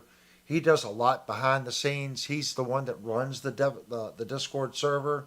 He monitors it, makes sure everyone stays in line. And if you don't, you got to answer to him. He runs it. So be nice to Devastator. He does a lot behind the scenes. Of course, Linnell, Jerry, Steve. Steve's going to start doing more. But right now he is a moderator because sometimes Devastator, like tonight, during the first stream, he couldn't do anything as far as chat because Devastator and I were doing the giveaway. So we depended on Steve and Linnell to make sure the chat stayed under control. So want to say thank you to everybody with a little blue wrench. They really helped the channel. And thanks to anyone that gave a super chat. That's what funds the channel. That's what allows us to buy stuff for the giveaways. Again, the community has been great to me, and I feel like it's family here. So if you haven't already, please consider subscribing. I'm sure Devastator's already put the Discord link up in the thing. If you're new, go over to Discord, chime in there. And again, I'm leaving it open. We are able to have guests on. So if you have a project that you're really happy about, or a tutorial that you want to do, or if you just want to come in and do a chat, you got something that you want to show to the group that we can make interesting and do a good presentation on, send me a PM on Discord and see if we can't get a show that's designed around whatever it is. It could be pickups, pots, whatever it is. I know Steve does a lot of wiring on guitars, so if he wants to do something, whatever it is, whoever it is, It just needs to be something the community could find useful, if that makes sense. All right, guys, thank you so much for coming in, and there'll be another video up on our next project in about a week and a half. So again, thanks guys so much for tuning in. Hit the thumbs up, subscribe, and I'll see you guys Thursday night. And of course, we're going to do our 5-minute end chat so everybody can say goodbye. Thanks again, guys.